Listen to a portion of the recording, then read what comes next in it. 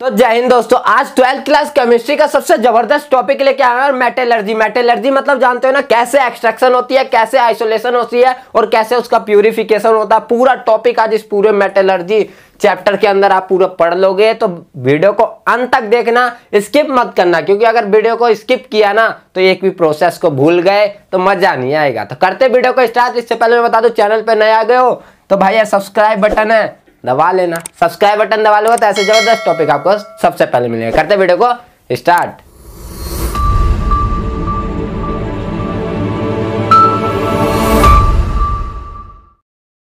सबसे पहले हम मेटलर्जी की बात करते हैं। मेटलर्जी मतलब क्या होता है? ये एक ऐसा प्रोसेस होता है, ये एक ऐसा क्या होता है? प्रोसेस होता है जो कि क्या आपका साइंटिफिक और टेक्निकल रूप से किसी भी मेटल को आइसोलेट करना। मतलब किसी भी मेटल को किसी साइंटिफिक तरीके से या किसी टेक्निकल तरीके से उसे प्यूरिफाई करना या आइसोलेट करने का जो प्रोसेस होता है उसी को हम क्या कहते हैं? मेटलर्जी। देख लो भाई यार, ये पूरा है क्या? ये मेटलर्जी का ये प्रोसेस है। ये पूरा क्या दिया हुआ है? ये मेटलर्जी का एक एग्जांपल दिया हुआ है। कोई भी मेटल का जो है वो आपका क्या दिया हुआ है? मेटल का कोई फॉर्म नीचे की ओर आ रहा है और ये आइसोलेट होके इसमें से जो भी मिनरल्स पार्टिकल, ये गैंग पार्टिकल, जो भी और से सबको बताऊंगा अभी। इस मेटलर्जी के बारे में आज पूरा एक्सप्लेन करता हूं। मेटल को सबसे पहले एक्सट्रैक्ट किया जाता है। वो एक्सट्रैक्ट हो तो गया, उसके बाद उसमें तो गंदगी वंदगी सब मिली आएगी यार। ये थोड़ी ना बिल्कुल प्योर फॉर्म में ये मेटल आपको मिला है और उसका आपने निकलते के साथ यूज करना शुरू कर दिया। जो दिख रहा है ये आपको मेटल का जो पाउडर है, ये पाउडर जो दिख रहा है, ये पाउडर जो दिख रहा है, सभी जो है आपका प्योर फॉर्म में। ऐसा तो नहीं है ना यार, प्योर फॉर्म आपको करना होगा ना तो पहले सबसे पहले क्या किया जाता है? ओर्स को, जो भी मेटल है उन्हें एक्सट्रैक्ट किया जाता है। एक्सट्रैक्ट करने के बाद उन्हें क्या किया जाता है? आपको कंसंट्रेट किया जाता है, मतलब एक जगह इकट्ठा किया जाता है। उसके बाद ये आइसोलेट किया जाता है, सफाई की जाती है। उसके बाद प्यूरिफाई किया जाता है। सारे पार्टिकल उसमें से, मेटल के अलावा सारे पार्टिकल को हटाया जाता है। इन तीन प्रोसेस को याद रखना। सबसे पहला क्या होता है कि सबसे पहले उसे एक्सट्रैक्ट किया जाता है। सेकंड उसका क्या होता है? उसे कंसंट्रेट किया जाता है। थर्ड उसको क्या किया जाता है? आप प्यूरिफाई करके आपको मेटल का यूज करने शुरू कर देते। तो ये कंसंट्रेट करने के कुछ एग्जांपल्स दिए हुए हैं। ये मैग्नेटिक सेपरेशन का, ये भी मैग्नेटिक सेपरेशन का, ये हाइड्रोलिक वॉशिंग, ये हाइड्रोलिक वॉशिंग। इसके बाद फ्रोथ फ्लोटेशन आता है और उसके बाद नेक्स्ट आपका लीचिंग। ये चार प्रोसेस से आप कंसंट्रेट करते हो और कंसंट्रेट करने के बाद अगला प्रोसेस आपका शुरू हो जाता है। तो ये मैंने कंसंट्रेट कर लिया। कंसंट्रेट के बाद सबसे पहला यहाँ पे आ जाता है आपका एग्जाम्पल मिनरल्स का। अब मैं पूछूं मिनरल्स होते क्या भाई? यार आपसे मैं पूछ लिया मिनरल्स होते क्या? मिनरल्स एक ऐसी चीज होती है जो अर्थ क्रस्ट से निकाले जाते हैं। अर्थ क्रस्ट से निकाले जाते हैं। देख सकते हो ये मैंने निकाला अर्थ क्रस्ट से और ये निकल के ऐसा मेरे पास मिला पड़ा है। ये जो निकाला गया है ये हाथ द्वारा, देख रहे हो मिट्टी, जो मिट्टी में से उठा के निकाल के दिखा दिया भाई। तो ये अर्थ क्रस्ट से जो भी चीज एक्सट्रैक्ट की जाती है वो सारी मिनरल्स है। यही तो कहूंगा, मिट्टी में जो भी मिला हो भाई, मेटल वेटल कुछ भी मिला हो, हमें नहीं पता। ये बस जो निकला हुआ है इसे हम क्या कहेंगे भाई? आपका मिनरल्स कहेंगे। इसे हम क्या कहेंगे? आपका मिनरल्स कहेंगे। भाई यार ये तो गंदगी सी दिख रही है। अब यहाँ देखो ये बिल्कुल कितना अच्छा सा दिख रहा है। ये भी आपका मिनरल्स ही है। इसमें भी आपके गंदगी भरी पड़ी है, लेकिन इसमें दिखाया ऐसे गया है कि लगेगा आपको बिल्कुल प्योर फॉर्म है। ये आपको दिख रहा है, ये भी आपके मिनरल्स ही है। ये क्या आपके मिनरल्स? ये भी आपके मिनरल्स के एग्जांपल। तो मिनरल्स को हम अगर सीधी फॉर्म में अगर कहे तो ये एक ऐसा सब्सटेंस होता है जो अर्थ क्रस्ट से क्या किया जाता है? एक्सट्रैक्ट किया जाता है। अर्थ क्रस्ट से क्या किया जाता है? एक्सट्रैक्ट किया जाता है। वो उस सब्सटेंस को, उन सभी सब्सटेंस को हम क्या कहने लग जाते हैं? मिनरल्स। तो मिनरल्स का बस एग्जांपल बस इतना याद रखना। मिनरल्स जो अर्थ क्रस्ट से जो भी सब्सटेंस एक्सट्रैक्ट किया जाता है उन सबको हम क्या कहते हैं? मिनरल्स कहते हैं। अभी मैं इनका डिफाइन भी आपको दिखाऊंगा, बस आपको समझने का है। तो मिनरल्स आपको समझ आ ही गया होगा। अब मिनरल्स के बाद आ जाता है और की कहानी, क्योंकि ये जानेगा अभी आपको मेटल को सबसे पहले एक्सट्रैक्ट करना पड़ेगा, तभी मेटल को तो आप आइसोलेट करोगे, कंसंट्रेट करोगे, तभी करोगे ना यार। तो तीन प्रोसेस है इसमें। आपका सबसे पहला मिनरल्स आपको समझ आ गया, जो मेटल को मैंने एक्सट्रैक्ट किया, एक्सट्रैक्ट कर लिया। सेकंड मैंने बात करी इसमें क्या आपकी? सेकंड मैंने यहाँ पे बात कर ली किसकी?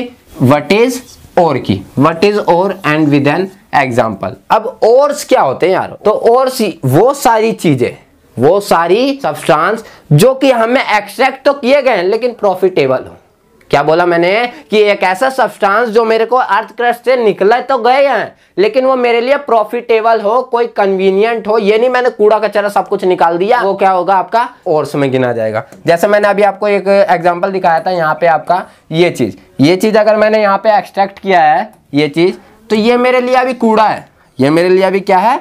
कूड़ा है। अभी मेरे लिए कोई काम का नहीं है। ठीक है, इसमें मेटल जो जितने भी मिले हो उनसे हमें मतलब नहीं है, लेकिन ये क्या होता है, ये इस टाइम पे ये मिनरल्स कहलाते हैं। जिस टाइम पे सारी चीजें इसमें मिक्स होती है, गंदगी वंदगी जिस टाइम पे मिक्स होती है वो उस टाइम पे मिनरल्स कहला रही है। लेकिन जब ये मिनरल्स कहला रही है उसके बाद जब ये ओर्स के पास आएगी, ओर्स में हमारा काम क्या हो जाता है यहाँ पे कि वो चीज, ओर्स क्या होती है कि जो भी मिनरल्स पार्टिकल हमारे निकले थे उन मिनरल्स पार्टिकल को क्या करना होता है, हमें उसमें से मिनरल्स में से कुछ ऐसी चीजों को बाहर निकालना, एक्सट्रैक्ट करना जो हमारे लिए प्रॉफिटेबल और कन्वीनियंट हो, जो हमारे लिए प्रॉफिटेबल और कन्वीनियंट हो। उन सभी सब्सटेंस को हम क्या कहने लग जाएंगे फिर आप, और उन सभी सब्सटेंस को हम क्या कहने लग जाएंगे, ओर्स। तो ओर्स के एग्जांपल लिए जाते हैं भाई, आयरन ओर का सबसे पहला एग्जांपल है हेमेटाइट और मैग्नेटाइट। हेमेटाइट और मैग्नेटाइट दो एग्जांपल होते हैं आपके किसके, आयरन ओर्स के, दो याद रखना। इसके बाद अभी मैं और भी बहुत सारे दिखाऊंगा, अभी मैं जो इंपॉर्टेंट है ना यार सबसे, वो मैंने फिगर रूप में दिखाया। ये ध्यान रखना, अगर फिगर है ना तो आपके दिमाग में जल्दी से बैठती है, लेकिन अगर मैं इसी को आपको बताऊं और थोड़ा मैं लिखा हुआ दिखा दूं तो जल्दी नहीं बैठेगी, उसे आपको पढ़ना पड़ेगा। भाई मैंने फिगर दे दिया, मैंने आपके दिमाग को ये ध्यान रखना है, एक चीज होता है कैचअप पावर, और सबके दिमाग की कैचअप पावर होती है। अगर मेरे को फिगर बना हुआ दिख जाए ऐसे ऐसे ऐसे ऐसे तो मैं जल्दी कैच कर लूंगा। तो मैंने यहाँ पे फिगर दे दिया कि हेमेटाइट और जो मैग्नेटाइट है ये दोनों क्या है आपके आयरन्स ओर है, ये दोनों क्या आपके आयरन्स ओर है, किसके, आयरन के ओर। इसी के बाद मैंने बात करी यहाँ पे सेकंड जो एग्जांपल है ओर के, उसी में ये आपका हेमेटाइट आयरन का ओर हो गया, ये आपका बॉक्साइट जो है एल्युमिनियम का ओर हो गया। एल्युमिनियम का भी तो कोई और होगा ना, तो आपका बॉक्साइट जो है एल्युमिनियम का ओर होता है। स्टेलेराइट जो है ये आपका जिंक का ओर कहलाता है। तो ये तीन और जो है, इसके बाद कई और आएंगे, अभी और की बात करूंगा तो अभी मैं दिखाता हूं आपको नोट्स के अंदर। तो अभी तक आपने फिगर से पढ़ लिया, अब फिगर के बाद थोड़ा तो आपको डिफाइन भी पता होना चाहिए यार। तो मैंने सबसे पहले देखो डिफाइन मिनरल्स का जो है, जो occurring substance containing the metal and cold minerals. तो ये ध्यान रखना, जो भी सब्सटेंस अकर किए जाते हैं वो कंटेन कुछ भी कर रहे हो हमें उससे मतलब नहीं है, लेकिन वो मेटल को कंटेन करने जरूरी है, वो सारे मिनरल्स कहलाएंगे, वो सारे मिनरल कहलाएंगे। उसके बाद सेकंड पार्ट आता है इसी के बाद ओर्स की बात। तो ओर्स जो होता है mineral from the extraction of metal economical and convenient is called ores. अब ये ध्यान रखा, जो भी मेटल मिनरल्स आपको क्या क्या कहते हैं एक्सट्रैक्ट किए गए थे, उनमें से हमें मेटल क्या इकोनॉमिकल हो एक्सट्रैक्ट करना और कन्वीनियंट हो, उन चीज को हम बाहर निकाल लेंगे, उसी को हम क्या कहने लग जाते हैं भाई ओर। और जो भी गंद पार्टिकल होते हैं ना जो बच गए और निकालने के बाद, उन सभी गंद पार्टिकल को हम क्या कहने लग जाते हैं आपके, उन गंद पार्टिकल को हम क्या कहने लगे हैं, गैंग। अब भाई यार गैंग एक ऐसा सब्सटेंस होता है ना जो बिल्कुल गैंग में आता है, इंग्लिश में से हम गैंग्यू भी बहुत जने पढ़ देते हैं। आपने हाथ में ये देखा ना, ये हाथ में, इसमें क्या है आपका मेटल भी मिक्स है, मेटल भी मिक्स है, मिनरल्स कहलाते हैं ये, और इसमें जो है आपके गैंग्यू पार्टिकल भी है। क्या है इसमें, गैंग्यू पार्टिकल भी है। तो गैंग ऐसे सब्सटेंस होते हैं जो मिनरल्स के साथ अर्थी पार्टिकल मिले हुए होते हैं, जो हमारे लिए अनडिजायरेबल होते हैं, जो हमारे लिए डिजायर नहीं होते, हमारे लिए काम के नहीं होते, वो सभी सब्सटेंस क्या कहलाते हैं आपके, गैंग्यू। भाई यार गैंग बोलते हैं गैंग, ठीक है। तो गैंग आपको समझ आ गया, मिनरल्स आपको समझ आ गया, और आपको समझ आ गया, आपने एक्सट्रैक्शन ऑफ मेटल समझ लिया। अब इसके बाद ना एक छोटा सा टॉपिक है यार, अब इसके बारे में बस आपको ज्ञान होना चाहिए, पता होना चाहिए। देखो ये छोटा सा टॉपिक मैं आपको बता देता हूं। यहाँ पे एक वर्ड आया क्या, नेटिव स्टेट और एक कॉम्बिनेशन स्टेट। तो नेटिव स्टेट मतलब क्या होता है, जो आपका खुले हुए हैं भाई। नेटिव स्टेट मतलब क्या है, जो गैसेस, जो सब्सटेंस खुलेआम यहाँ घूम रहे हैं, उन्हें किसी की जरूरत नहीं है, जो खुलेआम घूम रहे हैं वो सभी क्या कहलाएंगे आपके नेटिव, वो सभी क्या कहलाएंगे आपके नेटिव स्टेट में। जैसे सबसे पहला जो एग्जांपल इसमें लिया जाता है वो नोबल गैस के लिए जाते हैं। नोबल गैस कौन से हैं भाई, सबसे लास्ट वाले, कौन से, सबसे लास्ट वाले ग्रुप के 18 ग्रुप के, हीना, नीना और करीना का एक्सरे रंगीना। अगर पीरियोडिक टेबल याद करना है ना यार, तो पीरियोडिक टेबल की पूरी वीडियो आपको नीचे डिस्क्रिप्शन बॉक्स में मिल जाएगी, जरूर देख लेना यार, क्योंकि बड़े अच्छे तरीके से स्टेप बाय स्टेप ये देना। अगर आपने रटा ना तो बड़ी जल्दी भूल जाओगे, लेकिन अगर पीरियोडिक टेबल आपने ट्रिक से याद किया ना तो बिल्कुल अच्छे से याद रखोगे। जैसे मैंने अभी बताया ना, हीना, नीना और करीना का एक्सरे रंगीन, ठीक। तो ये 6 आपके ग्रुप के उस मेंबर है, और ये सारे ग्रुप नोबल गैस जो है वो सारे आपके नेटिव स्टेट कहलाते हैं। ये आपका क्या हो गया, सिल्वर, गोल्ड, सारे आपके इसके नेटिव स्टेट, जो आपके खुलेआम घूम रहे हो, ठीक, उन्हें किसी की जरूरत नहीं है, जिनकी बैलेंसी क्या हो वो पूरी हो, ठीक। कॉम्बिनेशन स्टेट में कुछ गैसेस होते हैं। कॉम्बिनेशन स्टेट क्या होते हैं, जो भाई पहले से ही उन पे खाली पड़े।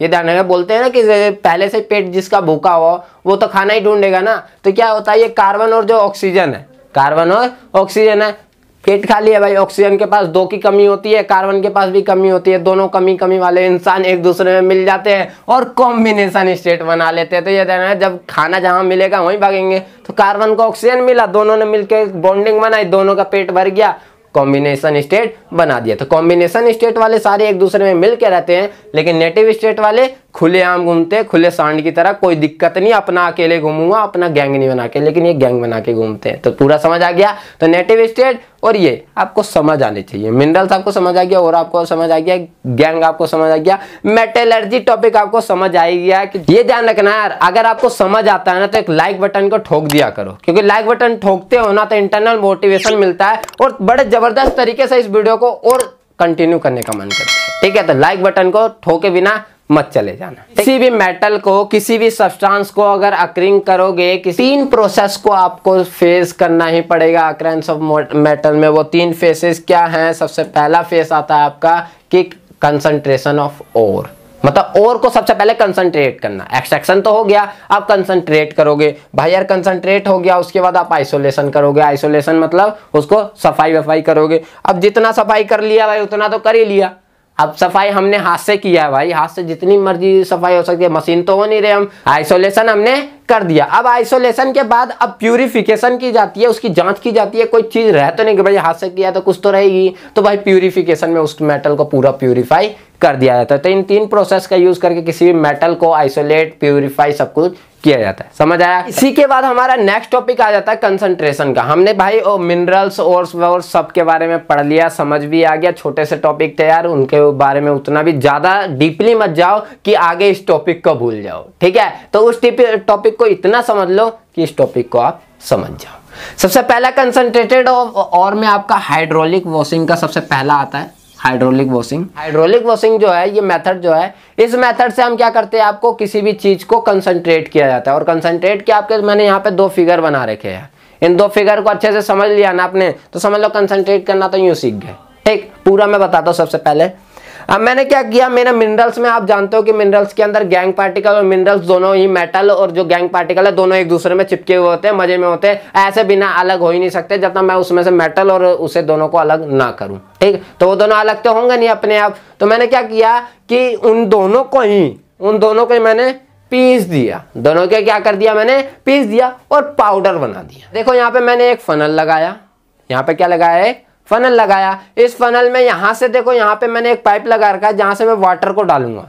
कंस्ट्रक्शन समझना, यहां से वाटर को, यहाँ मैंने फनल लगाया, यहाँ पे ये जो है ये मेरा काम करेंगे किसी भी चीज को रोकने का। मुझे क्या चाहिए, ओर्स चाहिए, यहाँ से मुझे उनमें से क्या चाहिए, ओर्स, मिनरल में से ओर्स चाहिए। तो मैं क्या करूंगा, इन्हें इसलिए लगा दिया गया है कि ये क्या करेंगे, उन ओर्स को रोकेंगे। अब इसकी जगह आप जिगजैग वाला भी यूज कर सकते हो, ऐसे जिगजैग वाला होता है। इसमें हम क्या करते हैं, ओर्स पार्टिकल यहाँ पे क्या हो जाते हैं, कंसंट्रेट हो जाते हैं। तो मैंने आपको सबसे पहले इस पे बताया, अगर नहीं समझ आया तो मैं जिगजैग वाला भी बताऊंगा, जैसे यहाँ नीचे दिख रहा है। ठीक है, पाउडर पार्टिकल को मैं यहाँ से क्या करूंगा, नीचे की ओर डालूंगा। और जब यहाँ नीचे की ओर जब आ जाएगा, यहाँ पे इधर नीचे की ओर यहाँ से आएगा, यहाँ से, तो मैं यहाँ से वाटर का क्या करता हूँ, यहाँ से फ्लो करवाता हूँ। यहाँ से मेरा वाटर क्या होगा, फ्लो करेगा। अब जब यहाँ से वाटर क्या करता है, फ्लो करना शुरू करता है, तो यहाँ से जो मेरा वो आ रहा है, पाउडर और आता है, ये वाटर क्या करता है, उसे आगे की ओर धक्का देता है। वाटर क्या करेगा, उसे धक्का देगा।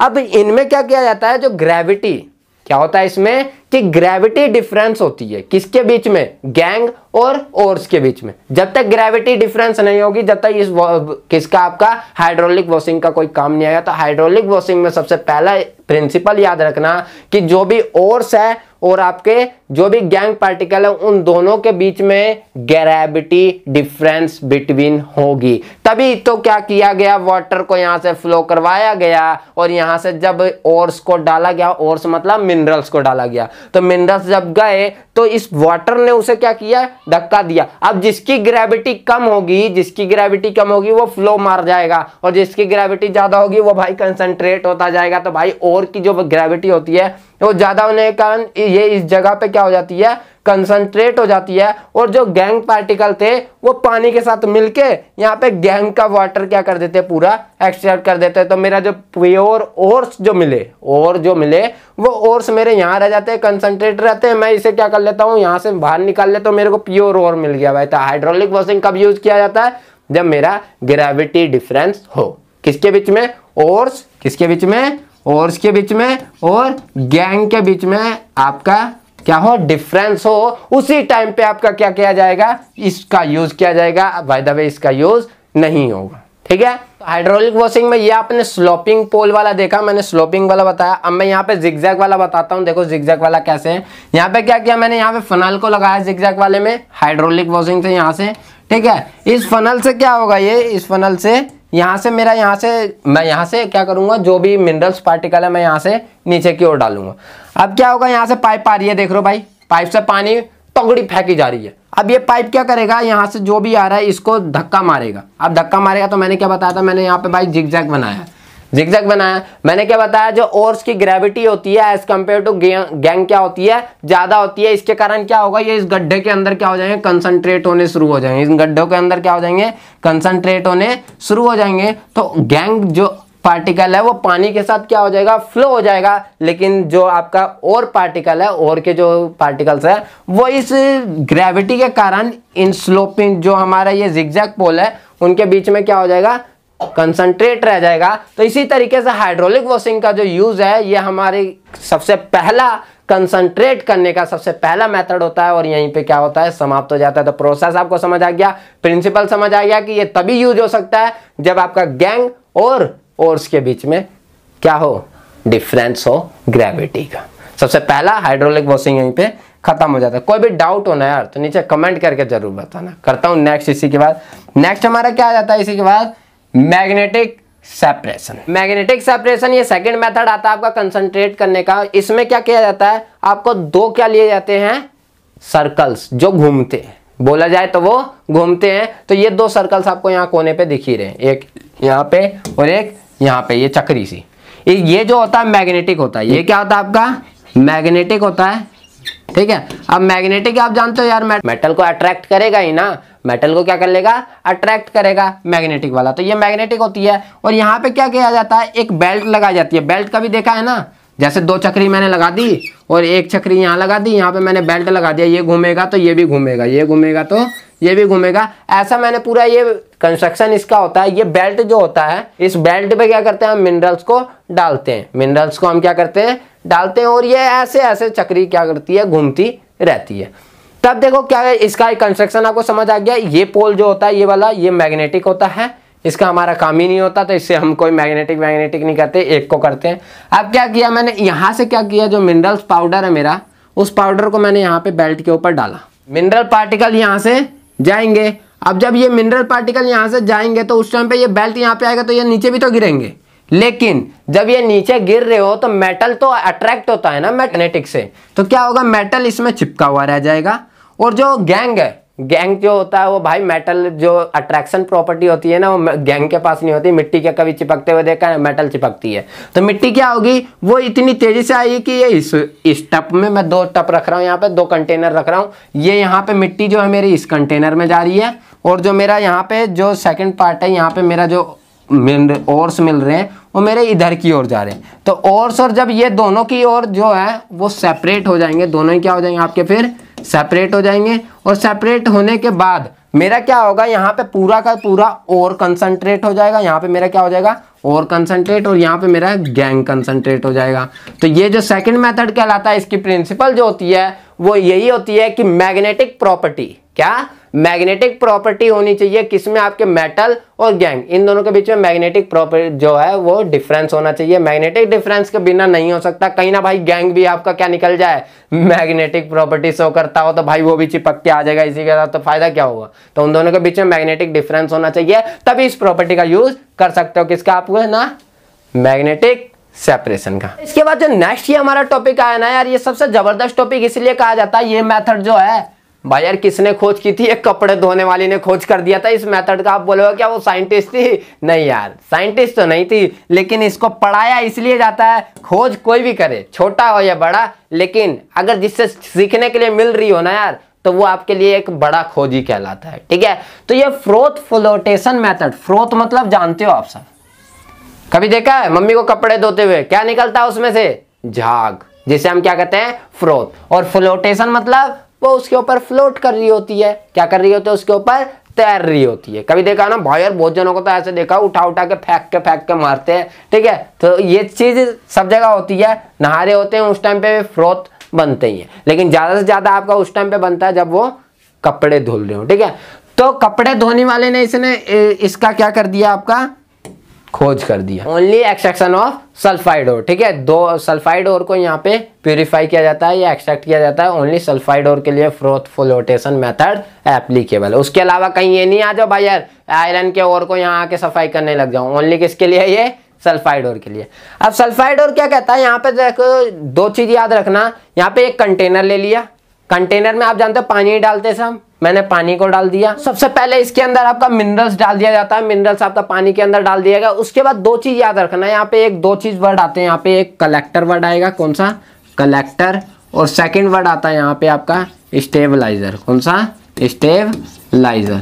अब कलेक्टर और स्टेबलाइजर होते क्या यार? मैं सीधा ये पूछूं तो कलेक्टर मतलब जो कलेक्ट करने वाला, स्टेबलाइजर किसी चीज को स्टेबलाइज करता है, यही ना होगा। तो मैंने क्या किया, कलेक्टर और स्टेबलाइजर दो चीज मैंने यहाँ पे देख लिया। अब क्या किया जाता है? कलेक्टर जो होता है वो मेरा क्या होता है? आपका कलेक्टर जो होगा वो आपका पाइन ऑयल। कलेक्टर आपका क्या होता है? Pine oil. ऑयल डाला जाता है। और स्टेबलाइजर के रूप में आपका एनिलीन डाला जाता है। स्टेबलाइजर के रूप में एनिलीन डाला जाता है। अब क्या किया जाता है? जिस टाइम पे मैंने इसे डाल दिया उसके बाद मेरा क्या किया गया? यहाँ पे एक फ्रोथ बनाने के लिए एक आपका पैडल बनाया जाता है। इस पैडल को क्या यहाँ पे डाल के इसको घुमाया जाता है। इस पैडल को क्या किया जाता है? यहाँ पे डाल के यूं घुमाया जाता है। अब जब इसको घुमा रहे हैं उस टाइम पे यहाँ से जो है कंप्रेस एयर को डाला जाता है। कंप्रेस एयर और जो पाउडर, जो हमारा फ्रोथ बनाने का जो प्रोसेस है, जो फ्रोथ बनने के कारण क्या होता है? जो आपका सल्फाइड ओर है, सल्फाइड ओर क्या किया जाता है? But by pine oil. Sulphide और किस पे बैट हो जाता है? आपका पाइन ऑयल पे क्या हो जाता है? चिपक जाता है। और पाइन ऑयल के साथ जो आपका ये है आपका फ्रोथ बने, इसके साथ चला जाता है और इसमें आपका सल्फाइड और हो जाते हैं। और जो गैंग पार्टिकल है वो वाटर के साथ क्या हो जाते हैं? मिक्स होके आपके नीचे क्या हो जाते हैं? यहाँ पे सेटल डाउन हो जाते हैं। तो गैंग पार्टिकल नीचे की ओर सेटल डाउन हो जाते हैं और जो आपका सल्फाइड ओर है वो आपका किसमें? फ्रोथ के साथ ऊपर की ओर क्या हो जाता है? जम जाता है। और फ्रोथ को फिर स्टेबलाइज करने के लिए स्टेबलाइजर एनिलीन को डाला जाता है, जिसके कारण स्टेबलाइज कर दिया जाता है। वो पूरा स्टेबलाइज रहता है। क्योंकि कभी देखा है ना, वो फ्रोथ जो बनते हैं जब कपड़े धोने टाइम, वो फ्रोथ धीरे धीरे कम होते जाते हैं, लेकिन ये इसे इस तरीके से स्टेबलाइज कर दिया जाता है कि वो फ्रोथ कभी कम ही नहीं होता। जितने बने हुए उतने के उतने ही बने रहते हैं। तो ये आपका क्या हो जाता है? यहाँ से ये बन जाता है और इस फ्रोथ को फिर यहाँ से क्या कर लिया जाता है? अलग कर लिया जाता है। सल्फाइड और यहाँ से पूरा का पूरा अलग हो जाता है। इसी को हम फ्रोथ फ्लोटेशन मेथड कहते हैं। तो बस इसका कंक्लूजन इतना ही निकलता है कि जो ये मेथड है वो ओनली सल्फाइड ओर के लिए होता है। और इसमें दो वर्ड याद रखना आपका, एक कलेक्टर होता है तो एक आपका स्टेबलाइजर होता है। कलेक्टर पाइनॉल होता है, स्टेबलाइजर आपका एनिलीन होता है। पाइनॉल जो होता है वो सल्फाइड ओर को बैट करके ऊपर फ्रोथ के साथ चला जाता है। फ्रोथ में आपका स्टेबलाइजर एनिलीन को मिलाया जाता है। वो एनिलीन क्या करता है? फ्रोथ को स्टेबलाइज कर देता है। गैंग पार्टिकल नीचे क्या हो जाते हैं? वाटर के साथ मिक्सअप हो जाते हैं। फ्रोथ को अलग कर लो, गैंग को आपको उसके अंदर रहने दो भाई यार। पूरा का पूरा आपका यहीं पे फ्रोथ फ्लोटेशन मेथड खत्म हो जाता है। अगर कोई भी दिक्कत हो ना इस फ्रोथ फ्लोटेशन में, क्या करना है समझ ही गए होगे। ठीक है, तो करते हैं इसके बाद नेक्स्ट लीचिंग। लीचिंग जो होता है कि एल्युमिनियम के सबसे पहला मेथड जो होता है, इसे बॉक्साइट जो ओर है, जानते हो ना एल्युमिनियम का ओर, अभी मैंने बताया था आपको बॉक्साइट। ये जो ओर है उसे क्या किया जाता है? यहाँ से प्यूरिफाई किया जाता है। और आपके गोल्ड और सिल्वर उन्हें भी किया जाता है, लेकिन सबसे पहले मैं आपको पूरा जो मेथड बताऊंगा केमिकल रिएक्शन से वो आपका बॉक्साइट का बताऊंगा। और इसे आपको अपने माइंड के अंदर ना बिठा लेना है लीचिंग प्रोसेस को। लीचिंग जो प्रोसेस है भाई यार, इसका कुछ तो प्रिंसिपल ही होगा। तो प्रिंसिपल बस इतना सा होता है कि suitable solvent to dissolve the gangue particle. Gangue जो है उसको सुटेबल सॉल्वेंट द्वारा ही डिसॉल्व किया जाता है, सोल्यूबल किया जाता है। और सुटेबल सॉल्वेंट क्या होगा? मैं भाई बॉक्साइट को करना, तो बॉक्साइट का गैंग पार्टिकल कैसे निकालूंगा? उसके लिए सुटेबल सॉल्वेंट सॉल्वेंट क्या होगा। मैं सिल्वर को कर रहा हूं तो सिल्वर के लीचिंग के लिए कौन सा सुटेबल सॉल्वेंट होगा भाई यार, उसके लिए जो गोल्ड का उसके लिए कौन सा होगा सुटेबल सॉल्वेंट। इसी को क्या कहते हैं हम, लीचिंग। इसी को क्या कहते हैं हम, लीचिंग। तो लीचिंग प्रोसेस आपको समझ आ गया भाई, ये प्रिंसिपल ही समझ आया। आप देखो लीचिंग प्रोसेस में है क्या आपका भाई यार, ये पूरे नोट्स भी दिए हुए हैं आपको, ये नोट्स में देख लो भाई, यहाँ पे हाइड्रोलिक वॉशिंग क्या लिखा हुआ है, प्रिंसिपल प्रोसेस सब कुछ आपको इस नोट्स के अंदर मिल जाएगा। मैंने ये ध्यान रखना, आपको मेथड अगर समझ आया हो ना और मेथड अच्छा लगा हो तो कमेंट करके जरूर बताना। नेक्स्ट वीडियो में इसी तरीके से लेकर आऊंगा, क्योंकि ध्यान रखना आपको इमेज से अगर मैं बता रहा हूँ ना, मैंने आपको एक इमेज दे दिया, यहाँ पे इमेज से बता रहा हूँ, ये एक लड़का है, ये एक लड़की है, ये लड़का है इसके साथ ये करता है, ये लड़की इसके साथ ये करती है। तो उस तरीके से ना आप इमेज को अपने माइंड के अंदर बिठा लेते हो। लेकिन जब मैं आपको इससे पढ़ा रहा हूँ ना ये, तो ये चीज कुछ देर के लिए समझ आएगी लेकिन फिर आपको उड़ जाएगी।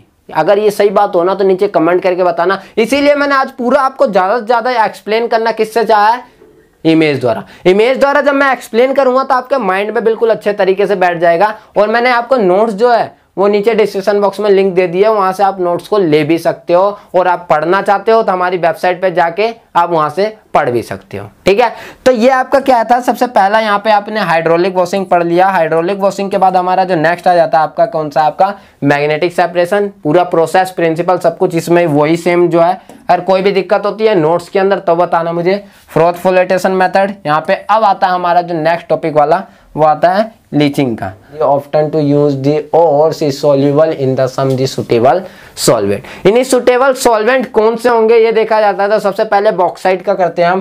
देखो यहाँ पे एल्युमिनियम जो है उसको सॉल्वेंट कौन सा है, NaOH, इसके साथ डिसॉल्व किया जाता है वाटर की प्रेजेंस में। आप रिएक्शन जब लिख रहे होगे तो टेम्परेचर को मेंशन करना मत भूलना, टेम्परेचर को मेंशन करना मत भूलना। 473 से 523 केल्विन और 35 टू 37 बार।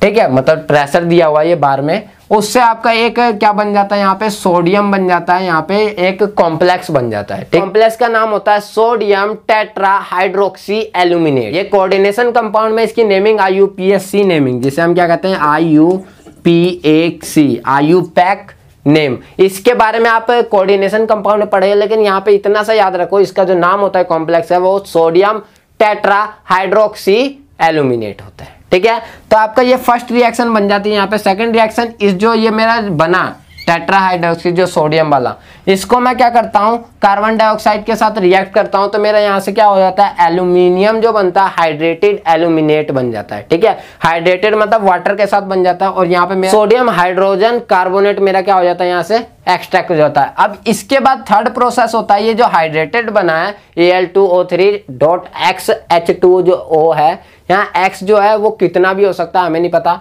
अब इसको क्या किया जाता है, इसे हीट किया जाता है। कितने, बहुत ज्यादा हाई टेम्परेचर पे। हाई टेम्परेचर कितना लिया जाता है, 1470 केल्विन, इतने तक लिया जाता है। हाई रेंज भी होता है, बस इतना याद रखना, इतने तक जो है रेंज लिया जाता है। उससे क्या होता है, जो आपका एल्युमिनियम बनता है Al2O3 जो बनता है वो प्योर फॉर्म बनता है, बिल्कुल प्योर फॉर्म का एल्युमिनियम जो है बिल्कुल प्योर फॉर्म में मिल जाता है, और वाटर इससे बिल्कुल अलग हो जाता है। तो ये पूरा जो है लीचिंग ऑफ बॉक्साइड या एल्युमिनियम ओर को यहाँ से लीचिंग किया जाता है, और ये आपका लीचिंग प्रोसेस का सबसे पहला एग्जांपल हो जाता है।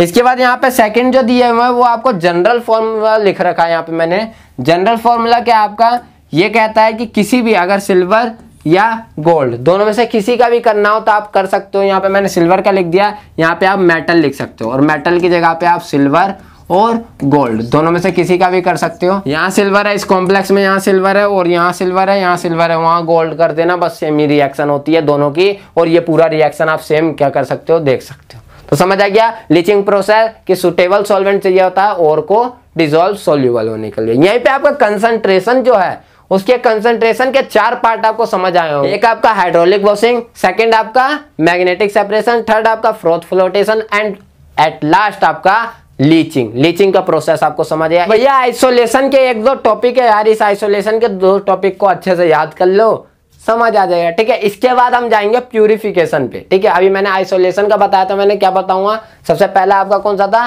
कंसंट्रेशन पढ़ लिया, चारों मेथड पढ़ लिए, दिमाग में बैठ भी गया होगा चारों, अगर नहीं बैठा हो तो बता देना मुझे। ठीक है, अब आइसोलेशन का यहाँ पे बहुत सारे मेथड है, तो मैं आपको एक छोटा सा मेथड आज इंट्रोड्यूस करूंगा। उसके बाद एलिंगम डायग्राम पे एक सेपरेट वीडियो बनाऊंगा, क्योंकि ये ध्यान रखना वीडियो बड़ी करना मजा नहीं आता। ठीक है, तो एलिंगम डायग्राम पे सेपरेट वीडियो होगी। यहाँ पे मैं प्यूरिफिकेशन आपको पूरा बता दूंगा, पूरा चैप्टर खत्म करा दूंगा। छोटा सा टॉपिक एलिंगम डायग्राम को नेक्स्ट वीडियो में कंप्लीट करेंगे। ठीक है, अब यहाँ पे हमारा जो आइसोलेशन है, आइसोलेशन में सबसे पहला जो हमारा ऑक्साइड में करने का वो क्या आ जाता है, कैल्सिनेशन।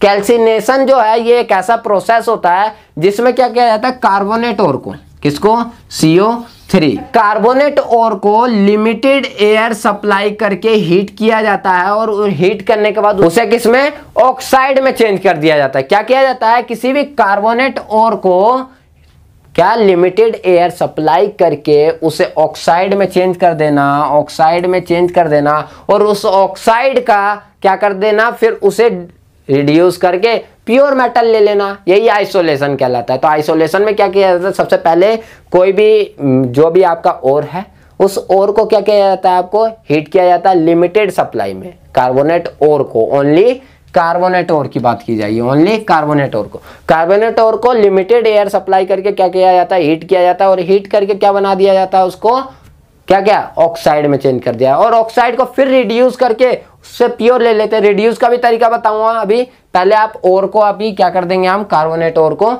ऑक्साइड में चेंज कर लेंगे। भाई यार ऑक्साइड में मेरा चेंज हो गया, ये आपका किसके लिए ओनली था, आपका किसके लिए, कार्बोनेट ओर के लिए।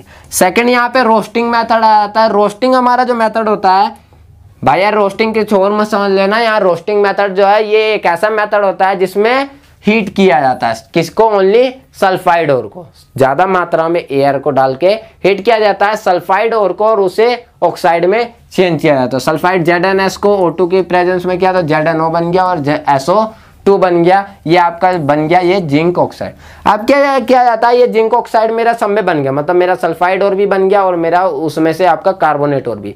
अब इनको रिड्यूस भी करना होगा मेरे को, तो मैंने क्या कर दिया, जो ZnO बना मैंने उसे कार्बन के साथ रिएक्ट कर दिया। अब कार्बन क्या करेगा, सभी चीज को रिड्यूस करने का काम करता है, तो यहाँ से मेरा जिंक बन जाएगा और कार्बन जो है कार्बन मोनोऑक्साइड या कार्बन डाइऑक्साइड बना के यहाँ से निकल जाएगा। ठीक है, कार्बन मोनोऑक्साइड या कार्बन डाइऑक्साइड, ज्यादातर जो है वो कार्बन मोनोऑक्साइड ही बनता है। आपका जनरल इक्वेशन दिखाऊं तो मैं, ये आपका जनरल इक्वेशन यहाँ पे आप देख भी सकते हो। क्या किया मैंने, आयरन को कार्बन के साथ रिएक्ट किया तो Fe और CO यहाँ से निकल गया। तो ये रिड्यूस करने का तरीका होता है। और जो ये मेरा बना है ना यहाँ पे Fe, ये मेरा प्योर Fe मिला है, मेरा आयरन जो है वो प्योर मिला है। तो प्योर आयरन को एक्सट्रैक्ट करने, आइसोलेशन करने का ये तरीका आपका क्या, कैल्सिनेशन, रोस्टिंग और रिड्यूसन। ठीक है, तो आइसोलेशन का ये सबसे पहला प्रोसेस आपने समझ लिया। एलिंगम डायग्राम नेक्स्ट टॉपिक में करेंगे। ठीक है, रिफाइनिंग ऑफ मेटल का सबसे पहला प्रोसेस आ गया, रिफाइनिंग करना भाई, और बिल्कुल प्योर करना। अभी तक हम क्या कर रहे थे, एक्सट्रैक्शन कर लिया, कंसंट्रेट कर लिया, कंसंट्रेट के बाद आइसोलेशन का एक छोटा सा मेथड भी पढ़ लिया और उसके बाद अब रिफाइनिंग मतलब बिल्कुल प्योरिटी करके उसके बाद उसका यूज करना शुरू कर देंगे। तो रिफाइनिंग ऑफ मेटल में सबसे पहला जो प्रोसेस आता है वो आपका डिस्टिलेशन आ जाता है।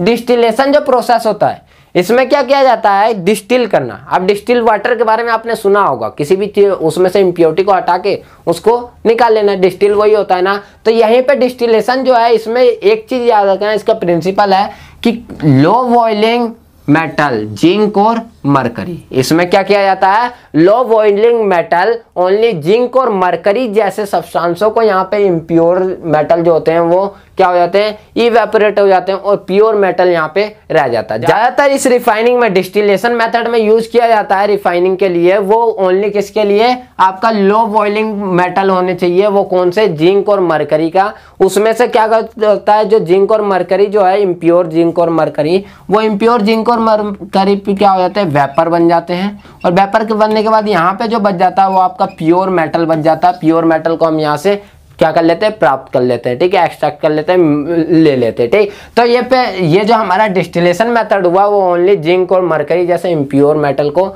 इवेपोरेट करने के लिए, बॉइलिंग का।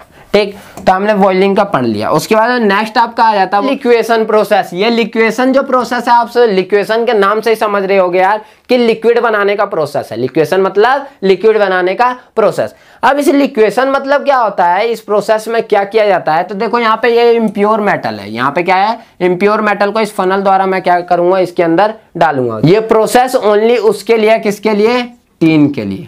ये जो टीन है वो लो मेल्टिंग मेटल होता है, मतलब कम टेम्परेचर पे ये मेल्ट हो जाता है। जो इम्प्योरिटी इसमें मिली होती है उसे हाई टेम्परेचर चाहिए होता है लिक्वेशन होने के कारण, तो क्या किया जाता है इसमें टीन जो इम्प्योर मेटल है उसे क्या डाला जाता है, भाई यार यहाँ पे हीट है, ज्यादा हीट मिल रहा है, तो हीट के कारण क्या होगा, यहाँ से हीट जाएगी, तो टीन जो है वो लो मेल्टिंग सॉल्वेंट है, तो मेल्ट होके वो इसमें चला जाएगा। और उसके बाद जो इम्प्योरिटी है, इम्प्योरिटी तो भाई हाईली मतलब जो हाई टेम्परेचर पे वो लिक्वेशन बनेगी, तो हाई टेम्परेचर पे बनने के कारण क्या होगा, ये इम्प्योरिटी जो है वो बिहाइंड रह जाएगी, यहीं पे रह जाएगी भाई यार, स्लोपिंग पे ही रह जाएगी। और जो हमारा मेटल है प्योर मेटल यहाँ पे हमें मिल जाएगा, प्योर मेटल को हम लेके यहाँ से निकल लेंगे, तो लिक्वेशन जो प्रोसेस होता है वो लो मेल्टिंग मेटल टीन के लिए एप्लीकेबल होता है। और ये सॉल्वेंट जो होता है बिल्कुल प्रोसेस जो है ये पूरा ही पूरा क्या होता है, बिल्कुल प्योर हमें फाइंड करता है। नेक्स्ट हमारा क्या है, इलेक्ट्रोलाइटिक रिफाइनिंग। इलेक्ट्रोलाइटिक रिफाइनिंग में क्या किया जाता है, ये एक ऐसा प्रोसेस है, इसके बारे में पहले भी अगर आपने पढ़ रखा हो तो ठीक है, वरना इलेक्ट्रोलाइटिक रिफाइनिंग जो होता है इसमें हम इलेक्ट्रोलाइट कैथोड एनोड का उपयोग करते हैं। क्या करते हैं, उपयोग करते हैं, यूज करते हैं, ठीक है। उसका यूज करके हम क्या करते हैं, प्योर से इम्प्योर, इम्प्योर से प्योर मेटल को बनाते हैं, ठीक है।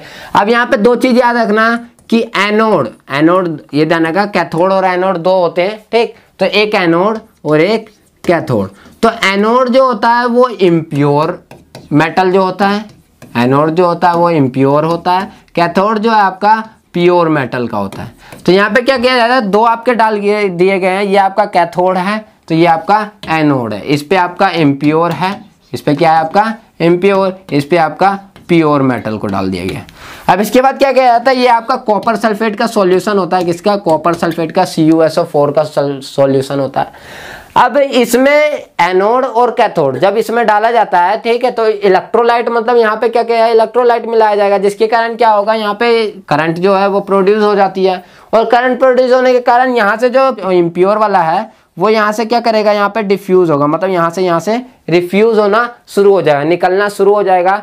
और इसके कारण क्या हो जाता है, प्योर वाले पे प्योर डिफ्यूज होना शुरू हो जाता है, मतलब जो बिल्कुल प्योर हो जाए, क्योंकि ये इम्प्योर वाला जब यहाँ पे आएगा तो इसमें से जो इम्प्योरिटी होती है सारी यहाँ पे इकट्ठी हो जाती है, ये जो इम्प्योरिटी कहलाती है इसी को हम क्या कहते हैं, एनोड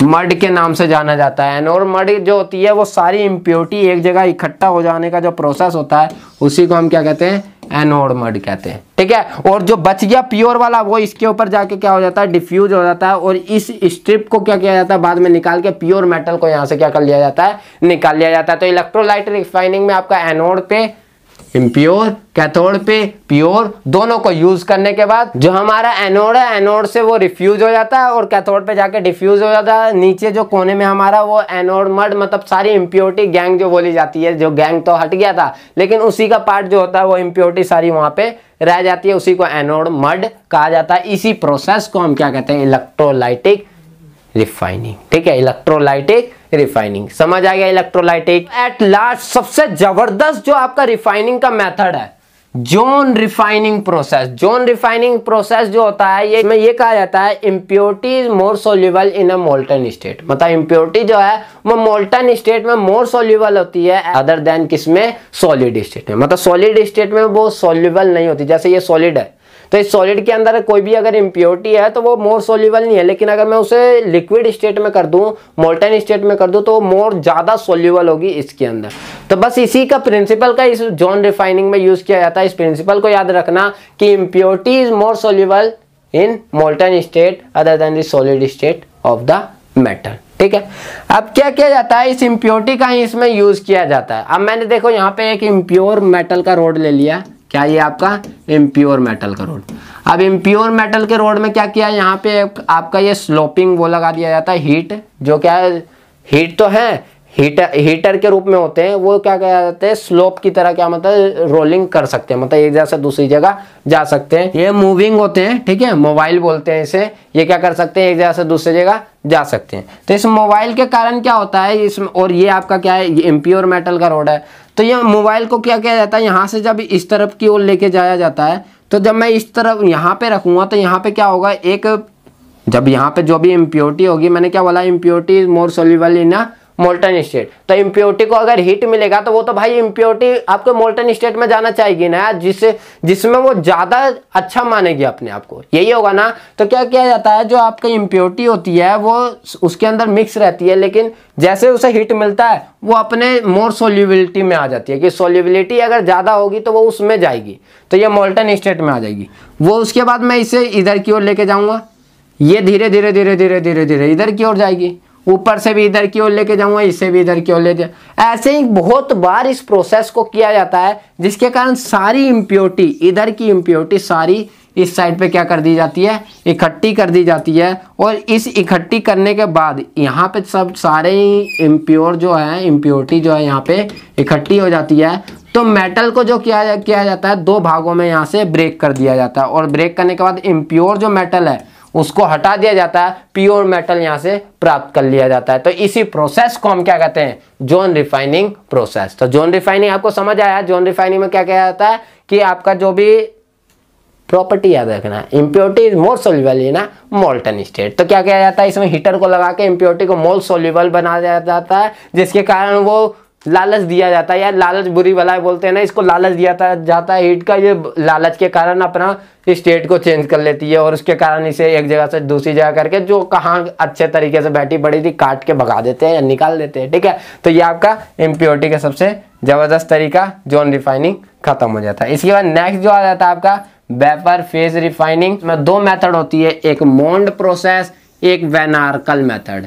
मोंड भाई यार मोंडी है, और वैन आर्कल आपका वैन आर्कल ये होता है ना। तो मोंड प्रोसेस आपका किसके लिए, निकल के लिए यूज किया जाता है, और आपका जो वैन आर्कल मेथड है वो आपका जर्कोनियम के लिए यूज किया जाता है। निकल और जर्कोनियम याद रखना माइंड के अंदर, मोंड, निकल, वैन आर्कल, जर्कोनियम। ठीक है, इस नोट्स में देख सकते हो यहाँ पे मोंड प्रोसेस है रिफाइनिंग ऑफ निकल।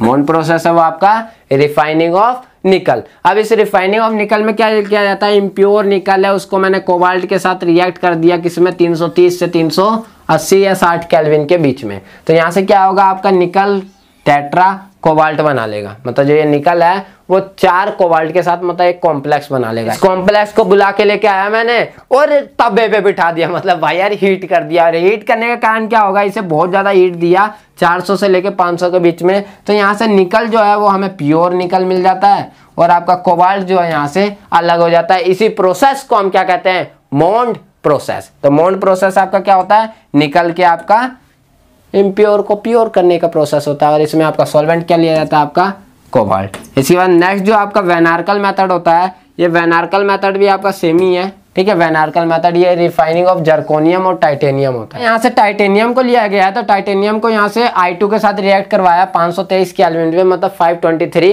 केल्विन पे। तो यहाँ पे टाइटेनियम I4 बना लेता है, मतलब हमारा एक कॉम्प्लेक्स बना लेता है। इसको मैंने 1700, टंगस्टन की बात होती है, टंगस्टन को देखा है ना, लाइट के अंदर जो छोटी सी वो आती थी, जैसे ये लाइट है, ये लाइट है, तो लाइट के अंदर छोटी सी तार नहीं आती है, ऐसे 2 जॉइंट होते हैं, तो ये जो तार होता है वो टंगस्टन का तार होता है। इसकी जो हीटनेस होती है ना वो सबसे ज्यादा होती है, वो आपका 1700 केल्विन तक के हीट को दिया जाता है इसमें। तो आपका टाइटेनियम प्योर मिल जाता है, I2 अलग निकल लेता है। ठीक है, मतलब ज्यादा हीट मिलती है, सोचता है भाग यहाँ से, चल तेरे साथ रहूंगा, हीट मिल रहा है, निकल लेता है। ठीक है, भग जाता है। ऐसे जर्कोनियम है, इम्प्योर जर्कोनियम I2 के साथ रिएक्ट करवाया जाता है 870 केल्विन पे। तो उसके बाद क्या किया जाता है, जर्कोनियम I4 जो है यहाँ पे एक कॉम्प्लेक्स बनता है 1800 केल्विन में, तो बहुत ज्यादा हाई केल्विन पे इसे रिएक्ट करवा है, तो जर्कोनियम प्योर मिलता है और I2 यहाँ से निकल जाता है। इसी को हम क्या कहते हैं, वैन आर्कल मेथड। वैन आर्कल लिखना है, ये लिखना है, दोनों में आपको क्या करना है, ये रिएक्शन को लिख देनी है बस।